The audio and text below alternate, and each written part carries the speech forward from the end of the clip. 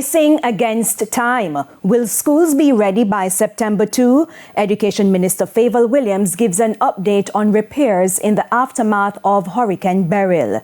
Good evening and welcome to Primetime News on air and online at onespotmedia.com as well as TVJ International in the Cayman Islands. I'm Andrea Chisholm. Also this evening, it's just a show. Opposition slams government over public criticisms of JPS's restoration efforts and why the Chief Justice wants to get rid of unsworn statements. There's also sports and weather in this newscast, so stay with us. The news in detail right after this break.